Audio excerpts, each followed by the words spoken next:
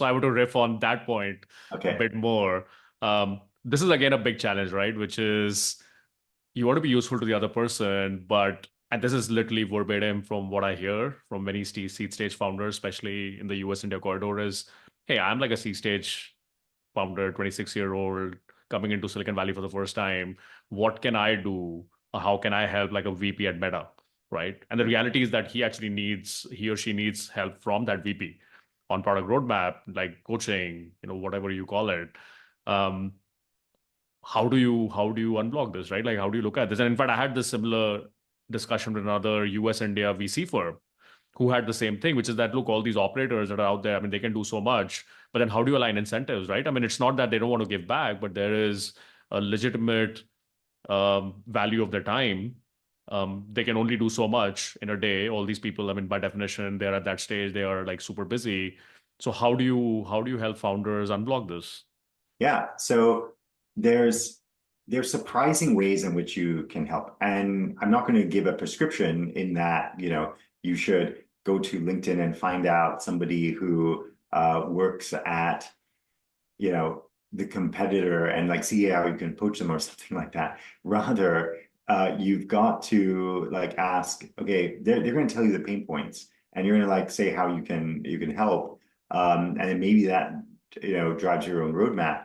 But for that operator, it may be that you are helping them, kind of like a good VC would, right? With aspects of talent, of an introduction or a relationship to someone that they may need in a commercial relationship, or perhaps you're connecting them to somebody who could be uh, a uh, a technology partner of some kind.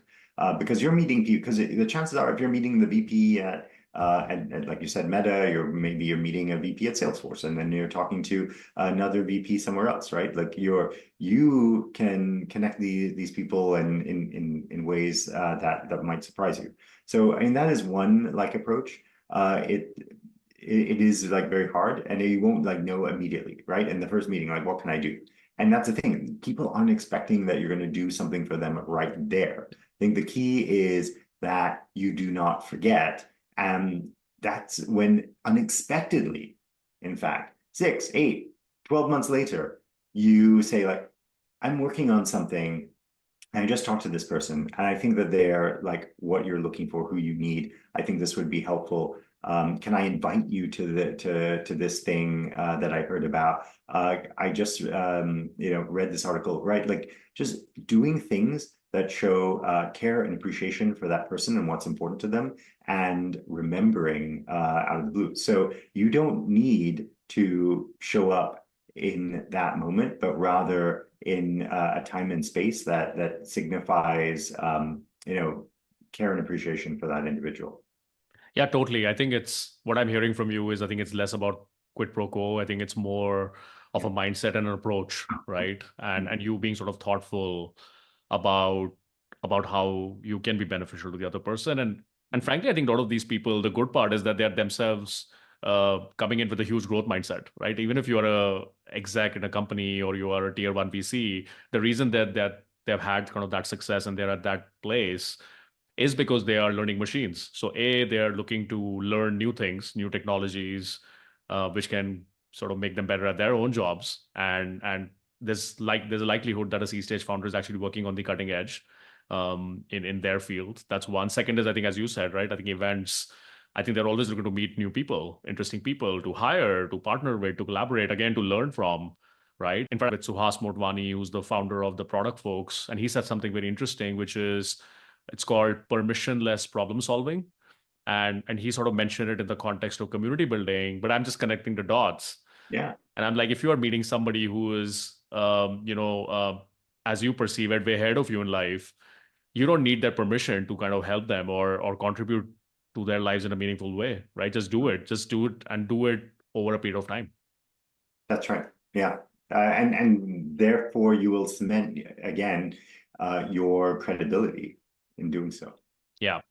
Vijay, another sort of very tactical point, and before I get into some of the mindset issues, is so a lot of founders obviously come in, they attend these big search conferences, and we are just coming off SaaStr, Dreamforce, right? Like I'm sure a lot of first meetings happened. A lot of people have flown in from all over the world into the Bay Area, right? Now, of course, you met this person, add them on LinkedIn or whatever, exchanged emails. What should that second engagement look like, right? Like post that first introduction, that first cold meeting, that first kind of thing in a mixer. How should they go about kind of engaging the second, third, fourth time with these people? This is one of those interesting situations where you start to develop rapport with someone, Yeah. but the nature of the relationship feels social, and you want to make it to perhaps commercial, maybe to work on a design partnership of some kind. And so this is where I think you're saying, I'm at an inflection point. I would love to work with you on this. How might this be beneficial? What are some things you're working on where there's where there's an opportunity to collaborate and support what each other is doing? And that way you're not like hiding what you're building, what you're working on, and they kind of see you as someone who's serious in building things. But they can have an opportunity to opt in for what should show up and be relevant to them. And so I think that is usually the best policy. What you don't want to do is to connect with someone on the premise of A, but really the meeting is about B. Yeah. And if the timing is not, and if you say is now a bad time, they may then feel like, okay, it is a bad time, but actually in 6 weeks is much better. Or they might actually be able to say to you, now I have been really being worried about this, and I want to bring in so and so from my team who has been working on this problem for 6 months, so that they can help make the conversation better.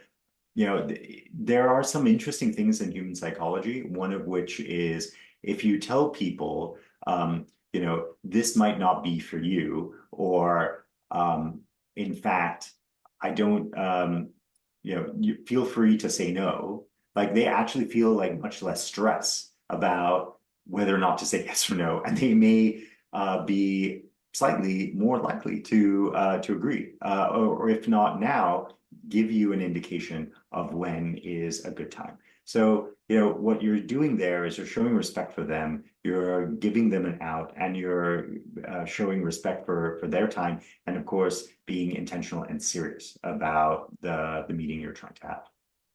Yeah, I love the use of the word opt-in. I think that captures so much, and I think it's almost you have to be very thoughtful about. I think the way in your own startup you're creating like a sales funnel or a marketing funnel. I think there needs to be a relationship funnel as well, right? So you need to be very thoughtful of Mhm. how are you kind of engaging with each particular relationship? What's that cadence? What's that opportunity or inflection point for re-engaging?